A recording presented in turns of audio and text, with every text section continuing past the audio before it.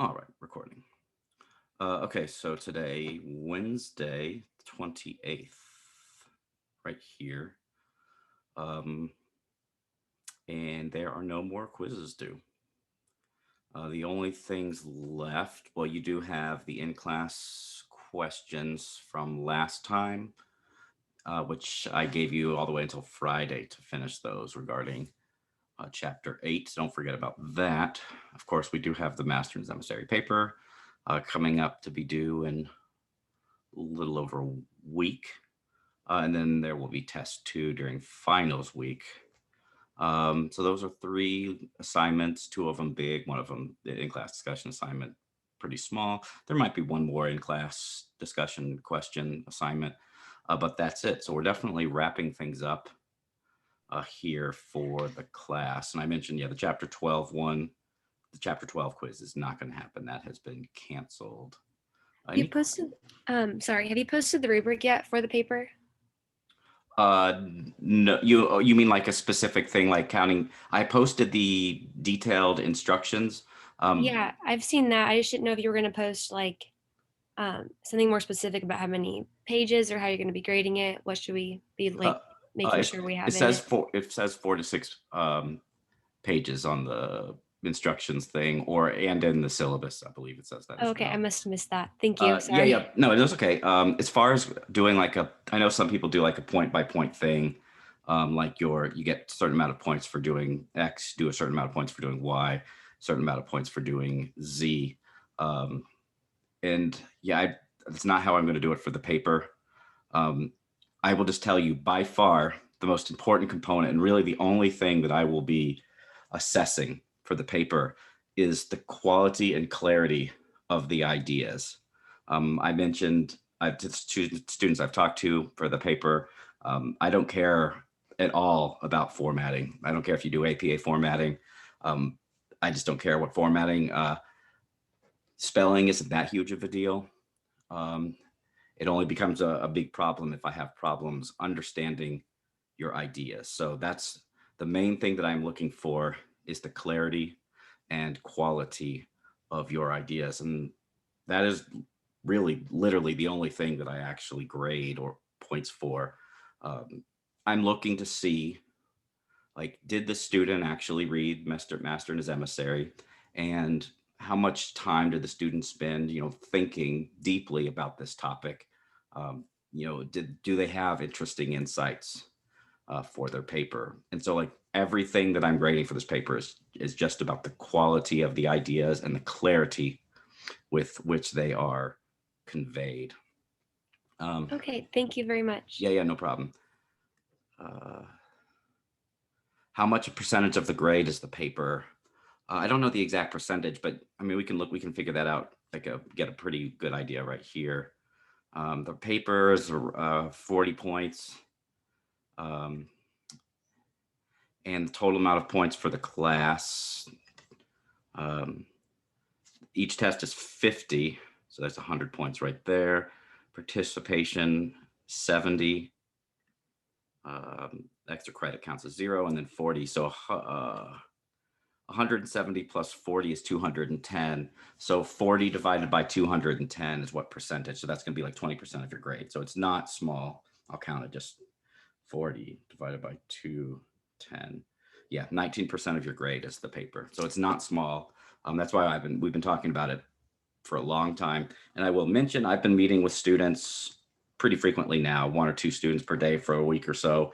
And every time I have an appointment, the student seems to leave the appointment satisfied that they understand things better. Sometimes people are anxious at the beginning of the appointment, but then by the end, they usually feel much better uh, about their paper. And so I strongly encourage you to use that my offer to I can meet with you almost whenever you would possibly want to meet to talk about your paper. And some people I've met 2 or 3 times. That's perfectly fine. So yeah, that is it. I am definitely happy to answer any other questions about the Master and His Emissary paper. Oh, and I also mentioned I did post yet another little mini lecture on primacy of the right hemisphere, and a tiny bit, even though it wasn't an assigned reading, I did talk a little bit about left hemisphere, the left is not the triumph of the left hemisphere chapter. I talk a little bit about those. So those aren't, of course, required to watch. I'm not testing over those. I do those just to kind of help you, remember the chapters that you read and kind of to get ideas, to think about the chapters in ways that you might not have, or to help remind you of what you did think about when you were reading the chapter. So that one's up, and I will probably post one more this week. There's only 2 more left to go. And by now you probably will have, assuming you're caught up with the readings, you probably will already have a topic. You probably should have something picked out and ready to go. But nevertheless, I'll record a couple more mini lectures and so allow you to have some information on the final chapters as well, the last 2 chapters that you read. Okay, so let's go to this stuff, chapter 9 on memory. Yeah, so let's see. We just finished talking about action. Before that, we had done attention. Before that, sensation and perception. And now memory. And, these are separate chapters. Memory, we had sensation and perception. I do want to kind of point out, though, that the divisions among these concepts, sometimes they're kind of overlapping. For instance, when we're talking about perception, interpretation, especially like top-down perception, top-down knowledge, top-down processing, that is a type of processing which requires memory, like the cat example, where you can tell that the first weird looking letter is an H and the second weird one's an A, because you have knowledge, memory, knowledge of the English spelling of the English language of spellings.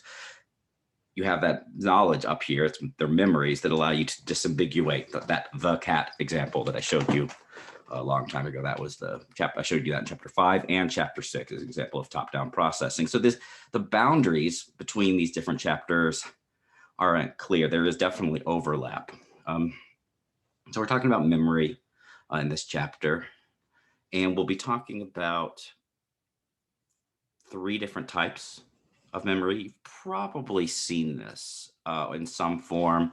It's a pretty classic kind of way of dividing memory up into these 3 different components. There's memory up there, and then it talks about sensory, short-term, and long-term. This is the Atkinson and Shiffrin model. It's like 50 years old now. And Shiffrin, this person, was a professor at Indiana University while I was an undergraduate student there. And so I did see that guy. He just looks like a normal guy, but he actually is pretty famous as far as researchers are concerned. In this model, the basic idea is that memory is divided up into these 3 components, which differ basically in the amount of time that information can be stored in memory. Sensory memory, the memory is stored very quickly. Short-term memory, information can be stored a little bit longer, usually several seconds to maybe like a minute.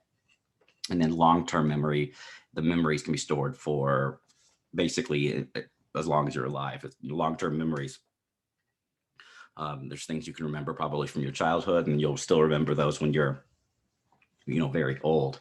So the main difference among these 3 different components is the amount of time that information can be stored there.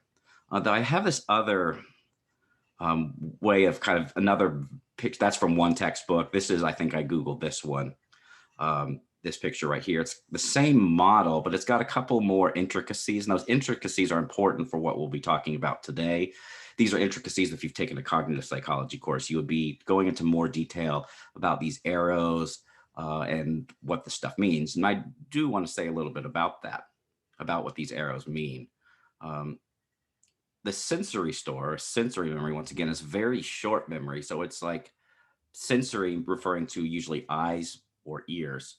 It's the idea that you can see something, and then even if you turn away and you're not looking at that thing anymore, there's kind of like a residual image in your mind of the visual thing that you just saw. Or similarly with the auditory system, there's a sensory store, and that would be like when you hear something, and then there's silence, you can still kind of, there's still like a reverberation or echo in your mind. You can still kind of hear in your mind's ear what you had just heard someone else say, kind of the reverberating sounds for the auditory system, or kind of a lingering image for the visual system. These things occur real quickly. You could kind of think, if you want, like if you ever move your hand across your face real quick in front of your eyes, you can kind of see like a little trail behind your hand as it moves. It's kind of, yeah, like a little, it's like a trail of movement that kind of lags behind the actual hand. You could kind of think of that as like the visual sensory memory. Your hand is, right here, but you still kind of see those little after images moving very so quickly, in the direction that you're moving the hand. That could be thought of as visual sensory memory.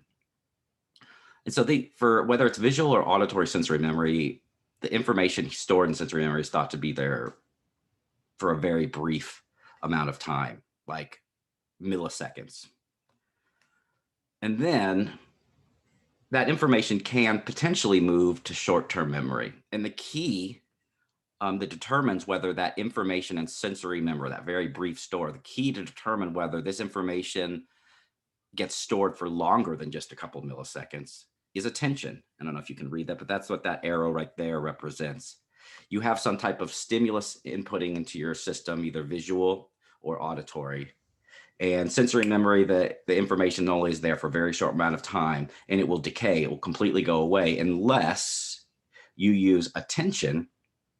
And in that case, what happens is you attend to the visual stimulus, or you attend to the auditory stimulus, which causes that stimulus to now be represented in a different memory store, short-term memory. A key factor, or I guess I should say, a key component of short-term memory is that it is influenced by attention, that is like frontal lobe functions. So short-term memory is the place, there's this arrow, rehearsal, it's pointing, like it starts in the short-term memory box and then points back into the short-term memory box. Rehearsal is basically using attention to kind of maintain in your mind information for longer than it would otherwise be stored if you weren't paying attention to it, if you weren't rehearsing the information. Just the classic example would be like a phone number that you have to remember. So someone says, you don't have your phone, or your phone's like in the other room. So someone says their phone number, and you have to remember that phone number long enough to type it in your phone when you do get to your phone later on. And so people will maybe rehearse. So if my telephone number, which I from when I was a kid, let's say that I give you the phone number from when I was a kid, 253-3058. That was the number from when I was like 3 years old. 253-3058. Your phone's not right next to you. You have to walk downstairs, or you have to walk, to another room to get the phone, but you want to remember the phone number that I just said. So what you would do is that auditory, what I just said to you, 253-3058, you would rehearse that information in your mind, say it over and over and over again, or you might physically say the number out loud as you're walking to your phone to help maintain that information for longer than it would otherwise be represented in your mind. Sensory memory, that information, that telephone number will be gone really quickly. But if you use attention and then rehearse that information to maintain that representation of short-term memory longer, then you can remember the information long enough that you could type it into your phone, in which case you'll forget the phone number for the rest of your life. So that short-term memory requires a rehearsal, or it uses rehearsal, which is basically a fancy form of attention. It's like paying attention to something and then paying attention to it again. That's like what rehearsal is kind of attending to something that just happened, and like maintaining the memory briefly by kind of rehearsing or recycling your attention over and over and over again. That happens in short-term memory. And then there's these bidirectional arrows right here between short-term and long-term memory. And so short-term memory, the idea is that if something is stored in short-term memory long enough, that information can eventually make it to long-term memory. So that phone number I just said, 253-3058, that is a number which is definitely stored in my long-term memory, because it was like the last time I dialed, it was like 36 years ago. but I still remember 253 3058, and I still remember my address from back then. Brookton Court was the name of the street from when I was a kid in Indianapolis. And that information is stored in long-term memory, presumably because when I was a child, that information was stored in my short-term memory enough that eventually transferred over to long-term memory where it will, I don't know how long that memory will be up there, but it'll probably be there until, I'm an old person. So that's like the makes sense, this direction of the arrow. The more interesting arrow, well, they're both interesting, but a more counterintuitive arrow is the retrieval arrow right here, which is related to a concept we'll be talking about later on, chunking. And the idea here is that information which is stored in long-term memory, I can retrieve that information and become consciously aware of it. Like right now, I'm saying in my mind, 253 3058. I can retrieve that information from when I was a kid, and then I can maintain that information in my conscious awareness right now by like rehearsing it, kind of keeping that information in my mind. And so what I'm doing when I'm doing that is I'm retrieving something that's in long-term storage, but then I'm representing it in short-term memory. And that's what this backwards arrow is doing. You're taking information which has been there in storage, and then you're bringing it back onto like the stage, so to speak, of short-term memories. Oftentimes thought to be kind of like the stage of consciousness. If you're conscious of something, then what you're doing is representing it in short-term memory. Otherwise, these other two stages, the information here, you're not necessarily consciously aware of it until you bring it into short-term memory. So those are the three things that we'll be talking about, the three components. And we'll talk about behavioral and, of course, some brain stuff related to all three of those components, starting off talking about sensory memory in more detail, giving you a little bit better idea of what visual and auditory sensory memory are. So persistence is this term which applies to visual and auditory sensory memory. Remember, sensory memory is the shortest storage. It's the memory system with the information stays there for the most brief amount of time, usually along the lines of milliseconds, not even an entire second. Persistence is kind of the kind of the nature of the information which is stored in either the visual or auditory sensory memory store. It's the idea that information kind of lingers visually or auditory after you've actually seen or heard the stimulus. And it lingers without any type of attention or rehearsal. It's just kind of like a natural echo or a natural kind of like lingering of the visual image or the auditory sounds. They kind of just stick around for a brief amount of time. That's persistence before they decay. I've been calling them visual and auditory sensory memory, but they have more technical names. The visual sensory memory tends to be called iconic memory, which has a very short persistence. Like it's hard to even estimate, but this one might be basically the visual images might have a persistence of like 3 to 5 milliseconds, something super short.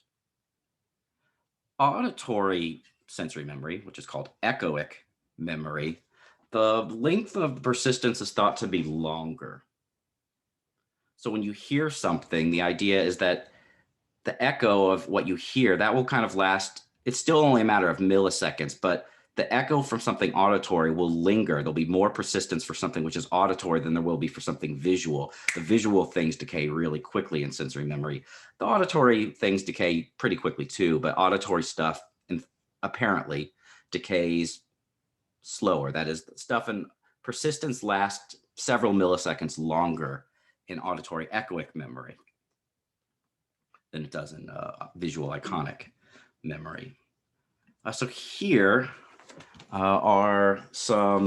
here is a task, and I actually need to do this. I need to type some stuff into my phone so I can remember it.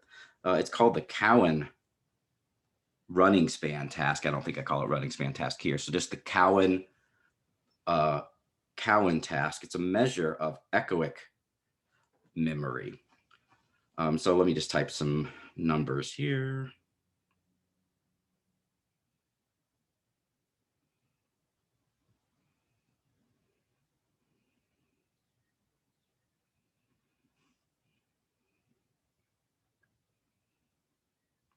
Great. Okay. So what's going to happen is we're going to perform the task, and then I'll have you type in your answers in the chat thing. But I don't want you to type. I want you to just remember the answers. I don't want you to like write them down necessarily. I just want you to, after the task is over, remember your answers. And then when I ask you to enter them into the chat, then do it when I request, please. So I'm going to um, read a long sequence of numbers, and you're not going to know how many numbers I'm going to list off. It'll be like 30 or 40 numbers or something like that. So many numbers that you couldn't possibly remember all of the numbers that I'm about to say. And so instead of trying to remember the entire list, the entire sequence of numbers, what I want you to do is this right here: repeat as many digits at the end of the sequence as possible in the correct order. So once again, I'm going to say a long sequence. You're not going to know what's going to end, but at some point I am going to end. And what I'm going to ask you to do is to remember as many of the numbers at the end of the sequence as you possibly can, saying them in the order that they actually occurred, the correct order. So I'm going to start now. Okay. 2, 5, 1, 6, 3, 8, 9, 7, 1, 4, 6, 9, 2, 3, 8, 1, 6, 7, 9, 1, 8, 7, 2, 3, 6, 4, 9, 1, 3, 8, 6, 3, 4, 2, 7, 8, 1, 9, 5. That was it. So try and remember as many of the numbers at the end of the sequence as you can. And at this time, yeah, go ahead and type as many of the numbers as you think you can get at the end of the sequence as possible. Type as many as you think you can, and we'll see how you guys are doing.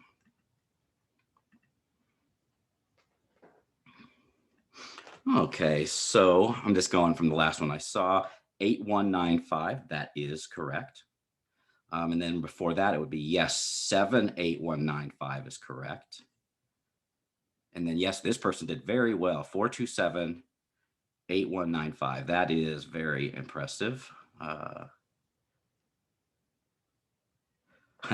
think that's a joke. The person said no way. Yeah, I agree. It's pretty tough.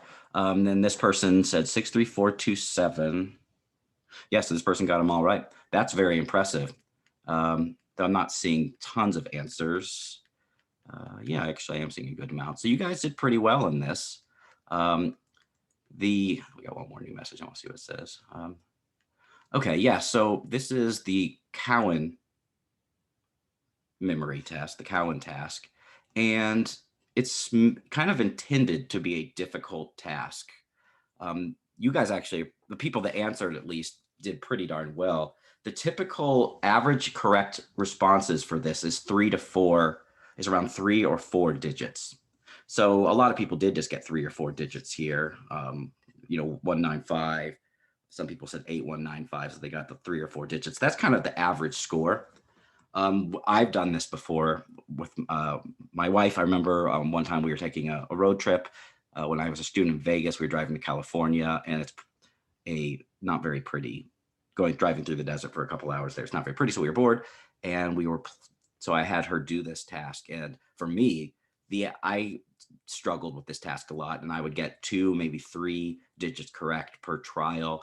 And then my wife, who I'm competitive with, she got like 4 or 5. And so she appeared to have better memory for this task than I did. I found this task hard. You guys, though, some of you guys did insanely well. It might have been the way I was saying the numbers or something. Or maybe you guys just have freakishly good echoic memories. But the average answer, and I didn't write this here, but it is important to note that the average answer for the average amount of digits correctly recalled is actually, I said 3 or 4. It's 4 or 5. It's 4 plus or minus 1 is the average answer. So the average score is around 4. there's with a little bit of variability. Some people get 5, some people get 3. So somewhere between 3 and 5 is typically the correct answer here. And this task is known to be harder than another task, which you probably have heard of in some form or another. Do I have it here? No, I don't have it here yet. Do we have it? Yeah, I do want to talk about this one. I'll go back talking more about echoic memory. So the Cowan task, that's the one we just did. The thing that makes that one hard is it prevents rehearsal and chunking. So you don't know what chunking is. You do know a little bit what rehearsal is. That's like when you loop sounds in your mind, you attend to them over and over and over again so you don't forget them, so they don't decay. And the Cowan task is thought to prevent rehearsal because you don't know when the numbers are going to end. And so I'm just giving you this kind of constant stream of numbers, and you don't know how many numbers I'm going to say. You don't know when I'm going to stop. And I've said like 30 or 40 numbers. And so you're like, you couldn't possibly be rehearsing all of the numbers that I said. And you, like, as I start saying new numbers, you can't like continually be adding more and more numbers to the sequences that you're kind of rehearsing or looping in your mind. So the Cowan task prevents rehearsal in particularly, but also this other thing, which we'll talk more about probably next time, chunking. Neither of those types of strategies can be used. And these are strategies, rehearsal in particular, that can help you remember stuff, more things.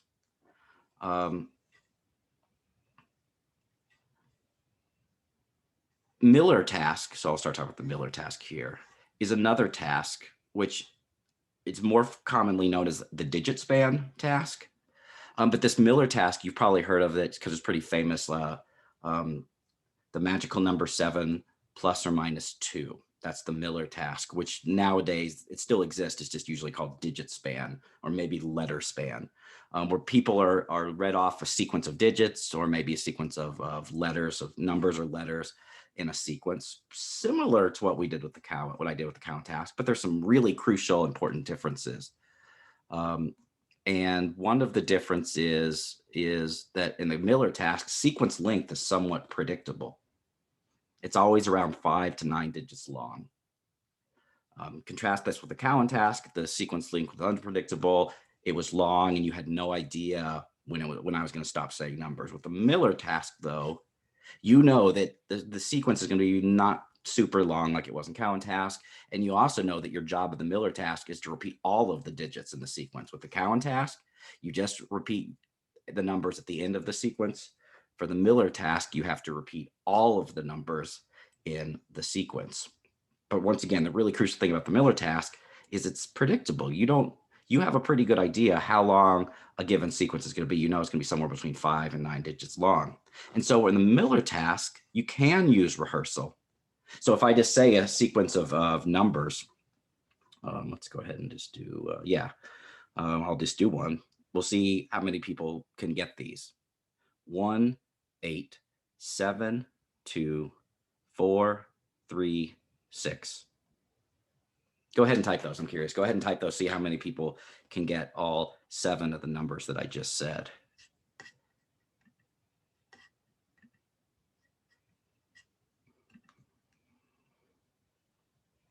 Yeah, 1, 8, 7, 2, 4, 3, 6. So lots of people are getting all 7 numbers here. So this demonstration worked pretty darn well because like everyone is getting all 7 of the numbers. Notice how with the Cowan task, there was like one person that got all the numbers, maybe 2 people with freakishly good memories, but a lot of people were only getting like 5 or 4. There's a person with 5. A couple people with just getting 3 numbers right. Yeah, several people just getting 3. Actually, a lot of people just getting 3. So in general, the Cowan task, we clearly saw everyone basically in this class that give their answer for the Miller task was able to get all 7 numbers. For the Cowan task, though, you guys overall did pretty well, but still the average score was only like maybe 5 digits for the Cowan task. And so the Miller task is easier. They're both similar on their face. In both tasks, you're just having to recite a sequence of numbers back to the researcher. But in the Miller task, the sequence length is somewhat predictable, around 5 to 9 digits long, and your job is to remember all of the numbers. which this is easier than the Cowan task because presumably the Miller task allows you to use rehearsal. When I say, when I said that, as I'm saying those numbers, you can kind of rehearse each number in your head. And then at the end of the sequence, you can kind of rehearse all those numbers that are there until I tell you to type in the response. But you can't do that with the Cowan task, once again, because the Cowan task, the length of the sequence is unpredictable.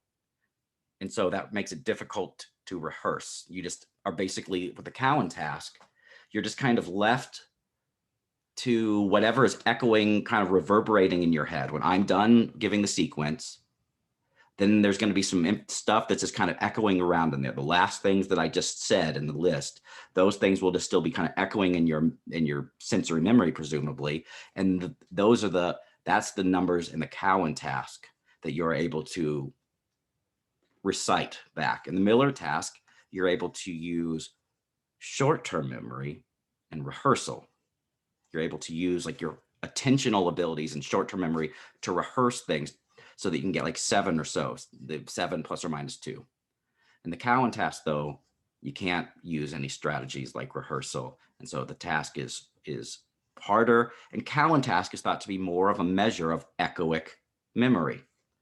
So let's go back to this little thing right here. Sensory store for the auditory system, that's called echoic memory. For visual, it's iconic. And this is like pre-attention. This is the amount of time that information stays in your system before you pay attention to it. In the Cowan task, you can't use rehearsal. And so in the Cowan task, you're not using short-term memory. You're just using whatever is echoing around in that sensory store. In the Cowan task, when I'm done saying the sequence, whatever is still reverberating in your sensory store, that is the echoic memory. That is the thing. Those are the numbers that you're able to repeat. In the Miller task, though, where you guys did better, you're able to use rehearsal. You're able to use short-term memory, which causes your performance to be better. Question or comment? It looks here. Let's take a look. Oh, so you had, a student explaining why they did so well on the Cowan task. Yeah, and so having practice might help in case of it's a good thing. Believe if you're doing well on the Cowan task, if you have a good echoic memory, that is a good thing. So I don't think you need to provide excuses. So that's a good thing. My wife, who is as sharp as a tack, she has a very good echoic memory, which is significantly better than mine. And so, yeah, like having good echoic memory, it correlates with, different aspects of intelligence. So I would not worry about why you're doing well in that at all. It's a good thing. So yeah, that is the Cowan versus the Miller task.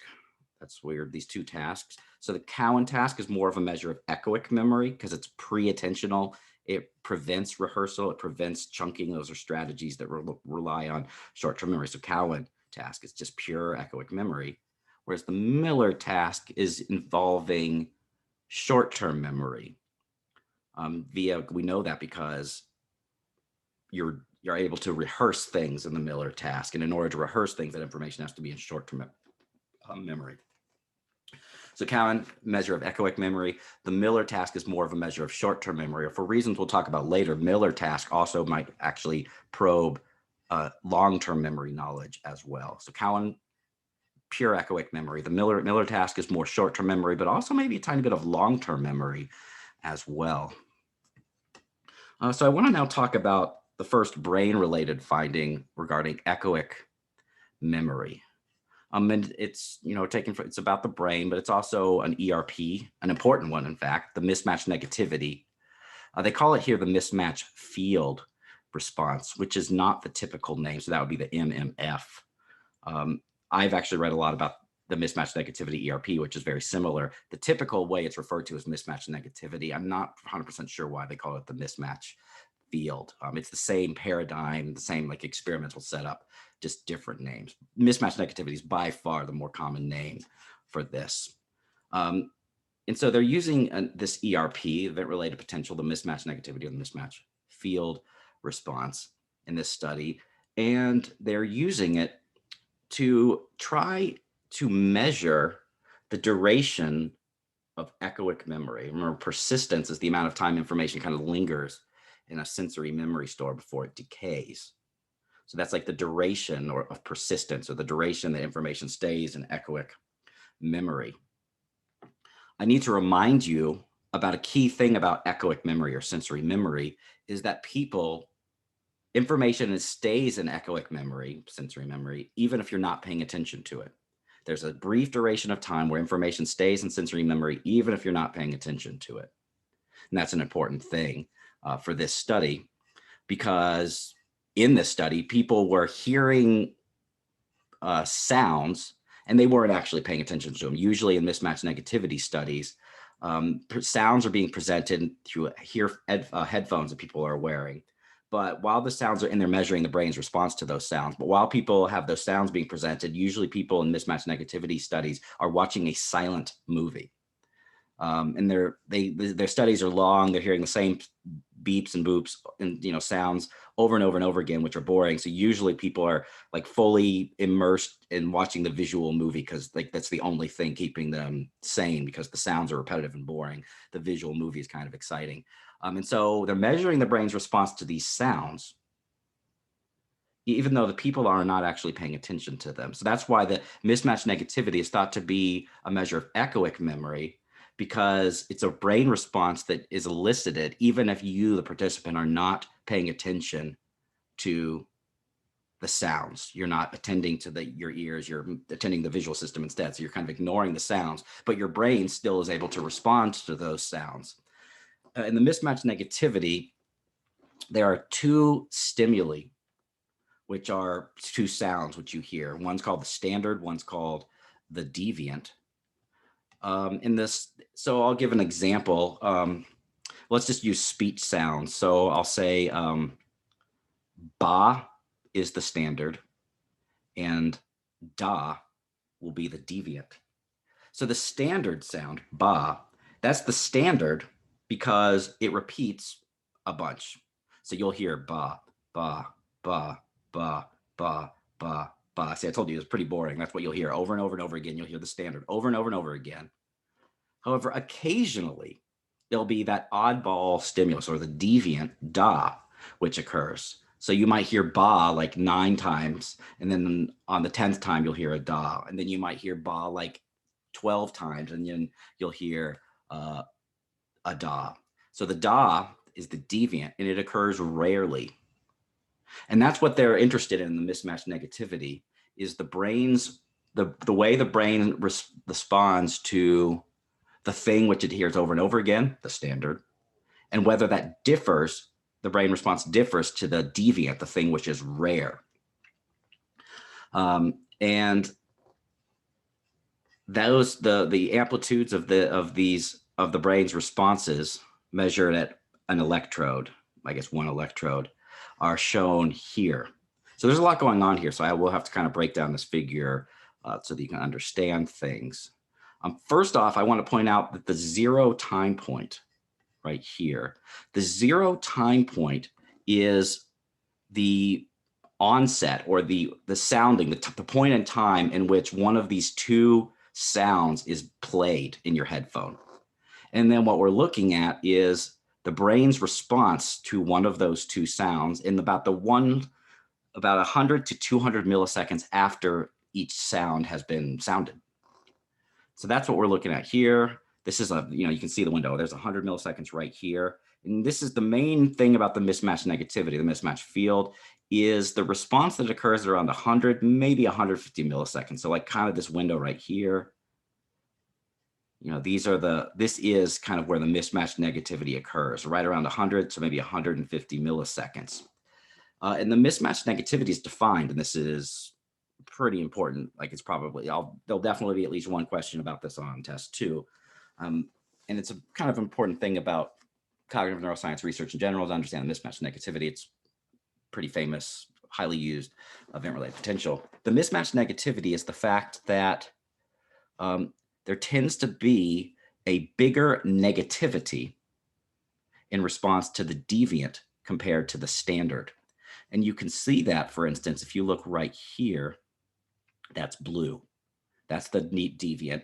The red is the standard. The blue is below the standard. On this graph, Down is negative, up is positive. They don't actually say that, but that is definitely the case.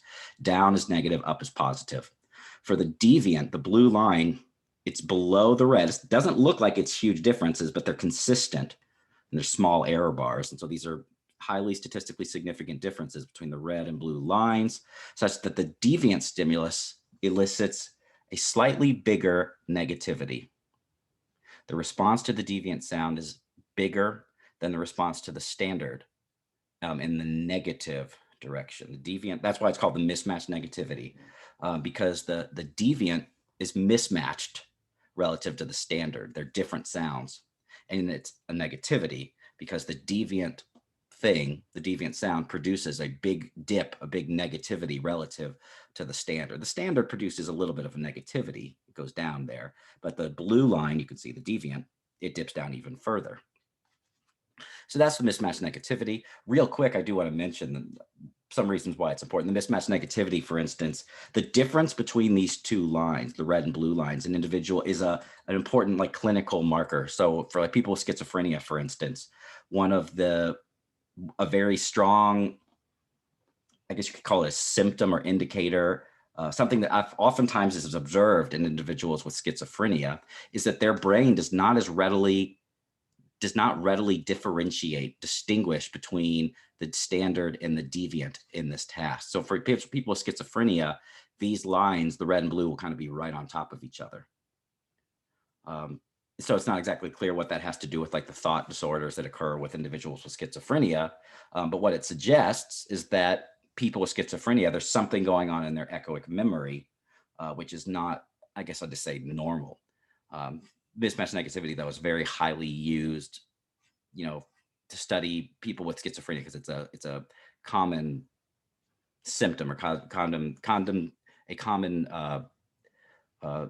finding that they'll have reduced differences between the standard and deviant responses if you have schizophrenia.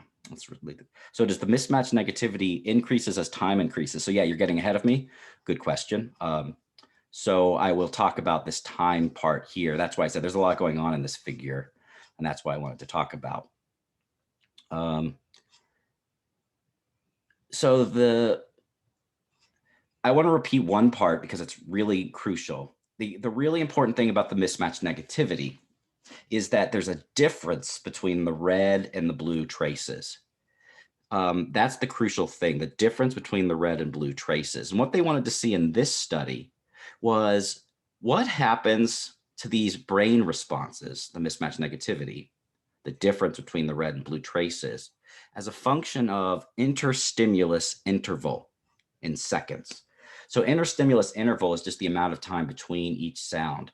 So like if the interstimulus interval is around 0.75 seconds, that's 1 second, then that means you're hearing sounds at the following rate: ba, ba, ba, ba, ba, ba, da, ba, ba. That's pretty fast. If the interstimulus interval is like 6 seconds, it would be like ba, ba, ba, and so on. And then at 12 seconds, it would be even longer. So this is the amount of time between each sound in the study. The two sounds are ba and da, and this is the amount of time between each one. And they wanted to see, do we still get a mismatch negativity response even when the interval of time between each sound is really long? And to kind of jump to the punchline, no. If you actually look, when it's 12 seconds or 9 seconds between each subsequent, or 6 seconds even, if you look here at these little peaks right here, the dip, this is the part where it changes direction, like the peak right here, or I guess it'd be a trough, the trough right here, the trough right here. The red and the blue lines are right on top of each other. There's basically no difference between the red and blue lines when the interstimulus interval is really big. And so what that suggests is that there's the echoic memory, or your brain, your mind, does not differentiate readily between the deviant and the standard stimuli when the amount of time between each stimulus is big, which makes some sense if you think about decay. If you think about, echoic memory has persistence. the sounds stay echoing around there for some short amount of time, and then that information goes away. It decays. Persistence is short. We don't know exactly how long it is. But the idea of what's presumably occurring in a normal mismatch negativity is you hear a sound, ba, and you hear it over and over again. So it's represented in your echoic memory. Yeah, like a representation, ba, ba, and it's up there in echoic memory. And then the thing which presumably produces the mismatch negativity response is that you have ba up in your echoic memory, and then you hear a da sound. And then there's a mismatch. The thing which you are representing in the echoic part of your mind, echoic memory, ba, clashes. It's a mismatch with what's coming into it, da, and it's that clashing. It's that difference between what you're representing in echoic memory and what's coming into the system, da, that causes the big negativity. That's the theory, at least. The clashing of what's in echoic memory with what's coming in to the system. That clashing is what produces the large negativity in response to the deviant sound. But when there's big amount of time between each sound, ba, ba, again, like when there's long, and then eventually you get a da. When there's a long amount of time, there's no difference between the standard and deviant stimuli. And the theory here is that you've the echoic memory, which is representing ba, when the interstimulus intervals are this long, it decays. So you hear ba, but then before you hear a deviant, that echoic memory of ba decays, and so it's gone. So that when you do eventually hear da, it's not mismatching with whatever's stored in your echoic memory, because there is nothing in your echoic memory anymore.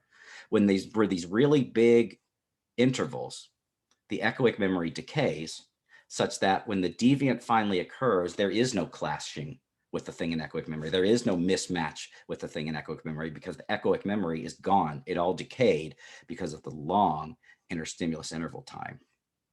So according to this study, the kind of duration of echoic memory is actually kind of long, according to this study. If you look at like the first time point, the first amount of interstimulus interval where there's differences between the red and blue lines at the little trough area, that's around 3 seconds. So this study would say that the duration of echoic memory is at least 3 seconds. You could maybe interpret as saying it's a little bit longer than that. But that's kind of what you still get, these differences between the standard and deviant when there's a 3-second interstimulus interval. But the differences definitely get small or almost completely negligible for these longer interstimulus, these longer times, because of decay.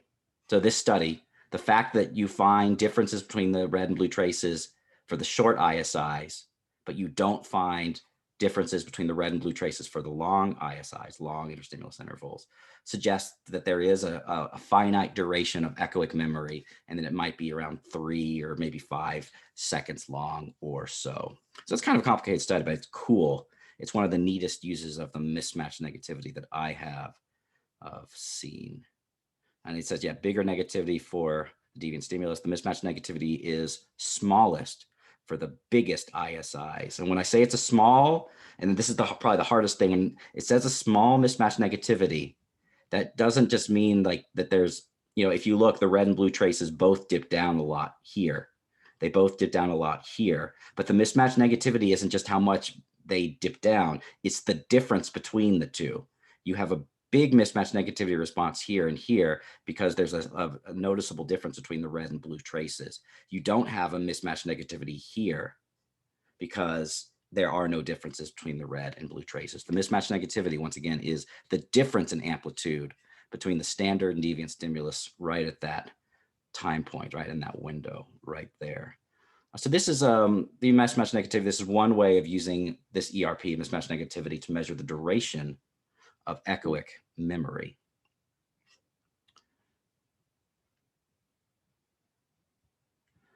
So yeah, we'll talk a little bit. So we just talked about echoic memory. And now we're going to start moving over towards talking more about short-term memory. So remember, echoic memory, sensory memory, or iconic memory, the key kind of thing that sensory memory, it's kind of the key property is it's pre-attention.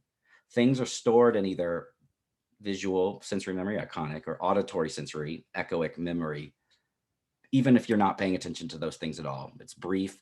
For sounds, it may be up to 3 seconds long of duration for echoic memory.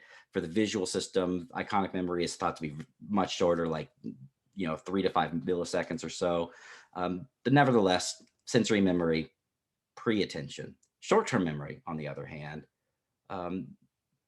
stuff can stay in short-term memory. The duration is much longer, and the presumptive reason for this is because you're paying attention to stuff. And when you're paying attention, you can kind of maintain that information or representation for a longer amount of time. And so there's some interesting stuff about hemispheric asymmetry in short-term memory abilities. And these are pretty findings that have happened. They're very strong findings that have happened over and over and over again, been replicated a lot. And since, we talked a lot about a hemispheric asymmetry, this is yet another example of hemispheric asymmetry for this class. This will be, I'm about to show hemispheric asymmetry for different aspects of short-term memory. And those different aspects are spatial short-term memory versus verbal short-term memory. So we've already kind of talked about this a little bit. Digit span or letter span. If I say off a sequence of numbers or sequence of letters and ask you to repeat that sequence back to me, that's typically considered a verbal short-term memory task, or maybe working memory. In this class, we will use the term short-term and working memory to mean the exact same thing, although technically there's a difference. Verbal memory is usually when you're having to remember sounds of some type, especially numbers or letters or words, and then you have to repeat those sounds back to the researcher. That's verbal short-term memory. Compared with spatial short-term memory is when you see like an arrangements of things visually and you have to remember like where they are. That would be an example of a spatial short-term memory task, remembering the spatial arrangements of things. And so one's visual, spatial, and then the other one's more auditory, the verbal one. And there's evidence that the different mechanisms in the brain that support verbal short-term memory and spatial short-term memory are different, such that spatial short-term memory relies more on the right hemisphere of the brain, and verbal short-term memory relies more on the left hemisphere of the brain. So I think I have some fMRI pictures of this. Yeah, I'll show you these, and then I'll show you the dichotic listening study, which supports the same idea. So in this study, SWM, that stands for spatial working memory. And you can just think of it as spatial short-term memory. That's the spatial short-term memory task or performance. And then verbal working memory or verbal short-term memory is the one with the V. And what these different pictures, these are, these are fMRI images. The colors here, the red, orange, yellow colors, what they're showing are regions of the brain that were more active in one condition compared to a different condition. So right here in this one, the red splotches are regions of the brain that were more active when people were doing a spatial working memory task compared to a verbal working memory task. And if you look, here's the right hemisphere of the brain. There's a lot of activation here. There's a little bit in the left hemisphere, but clearly there's more in the right hemisphere. These are the regions, once again, that were more active for spatial than verbal working memory. And you can see there is right hemisphere dominance for the spatial working memory task. And this is adults. The children found similar patterns, so I'm not going to talk about them separately. The other important finding, conversely, is that here the comparison is verbal working memory compared to spatial working memory, verbal versus spatial short-term memory.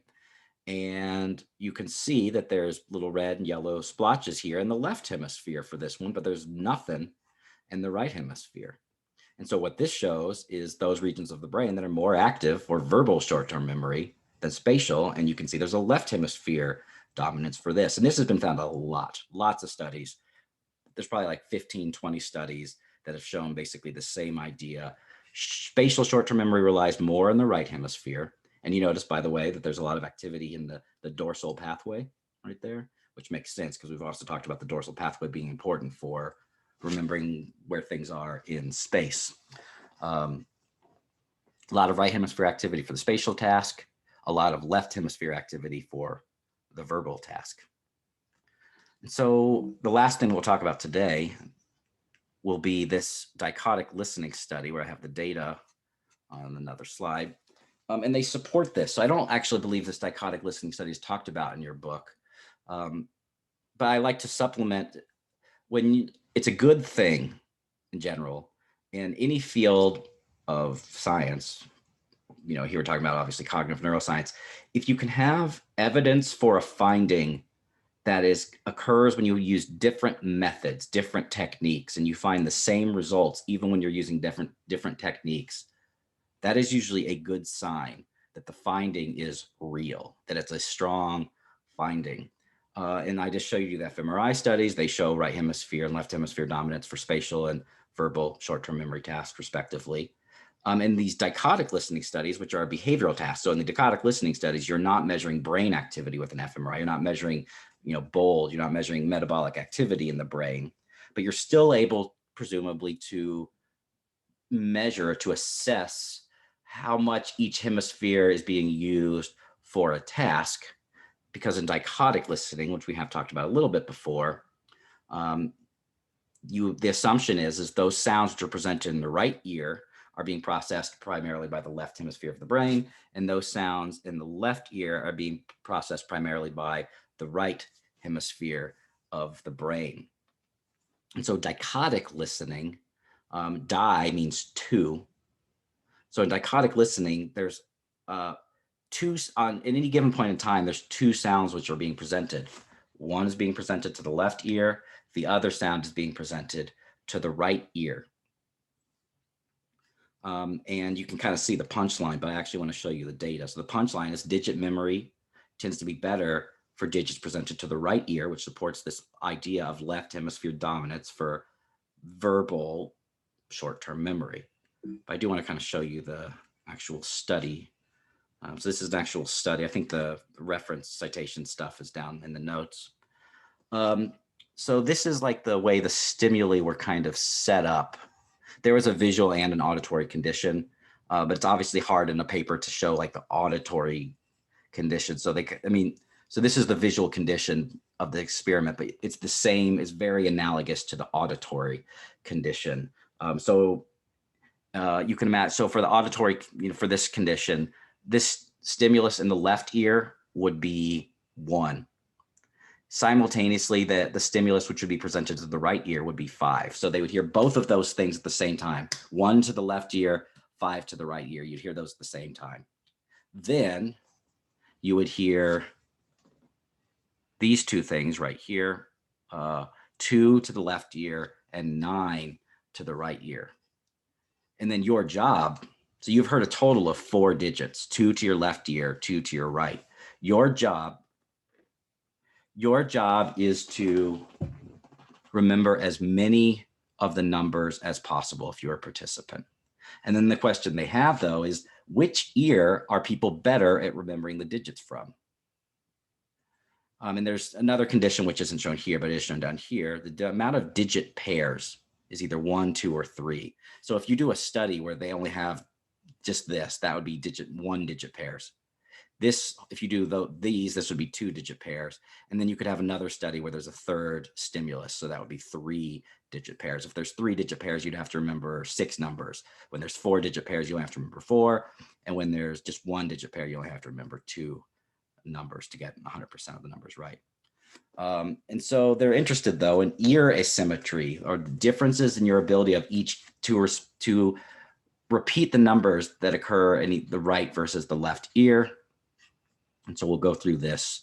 When there's only 1 digit pair, so that's when you're hearing 1 number to the left ear, 1 number to the right. That's pretty easy. People get that in the right, they get those, then the right ear numbers, they get 99.4% of the time. So almost 100% of the time they're getting the number in the right ear correct when there's only 2 numbers, 1 to the right, 1 to the left. Similar with the left ear. So their accuracies are basically 100% right there. That's easy. Things get a little bit harder when there's 2 stimulus pairs, 2 digit pairs. And here, when there's 2, that's they only are able to get around 95.8% of the numbers in their right ear. But they're even worse in the left ear, only able to get 92.9% of the numbers correctly repeated.